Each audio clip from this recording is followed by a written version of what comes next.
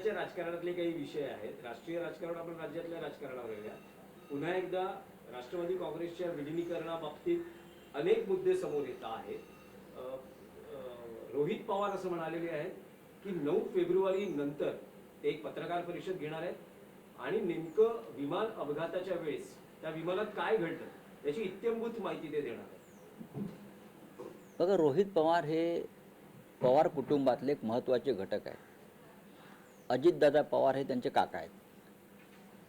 त्याच्यामुळे कुटुंबातल्या अशा प्रकारच्या व्यक्ती ज्या राजकारणामध्ये आहेत, ज्यांच्याकडे रहस्य शोधण्याची क्षमता आहे, ज्यांच्यापाशी अनेक चांगली माहिती येत असते एखाद्या घटनेमागचं पडद्याआडचे, त्यात रोहित पवार आहेत.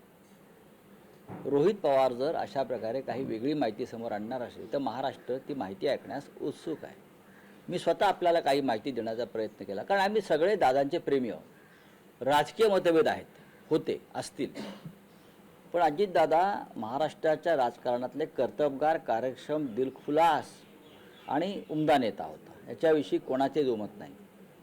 अशा व्यक्तीचं अशा प्रकारे दुर्दैवी निधन व्हावं आणि त्याच्यामागे लोकांनी संशय व्यक्त करावा, त्याच्यामुळे जर काही वेगळी माहिती समोर येणार असेल तर नक्कीच त्याचं आम्ही माहिती घेऊ आणि नक्कीच मी स्वतः रोहित पवारांशी याबाबत बोलेन, कारण मी स्वतः अस्वस्थ आहे अजितदादांच्या निधनानंतर. राष्ट्रवादी संबंधित एक प्रश्न आहे. शिंदेची जी शिवसेना त्याच्यातले जे मंत्री असतील, नेते असतील, प्रताप सरनाईक, रामदास कदम यांची जर गेल्या काही दिवसात वक्तव्य बघितली तर ते शरद पवारांची बाजू घेताना पाहायला मिळतात.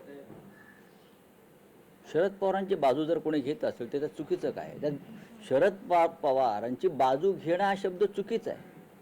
शरद पवारांना अशा प्रकारे बाजू घेण्याची अद्याप कोणी वेळ आली नाही. शरद पवार हे एक या महाराष्ट्राच्या राजकारणातला प्रमुख स्तंभ आहे बाळासाहेब ठाकरेंनंतर.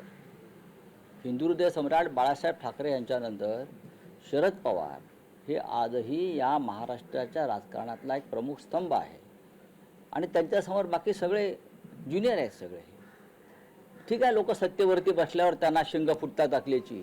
कोणी मुख्यमंत्री झाल्यावर, कोणी मंत्री झाल्यावरती ते पवार साहेबांना सल्ले द्यायचा प्रयत्न करतात.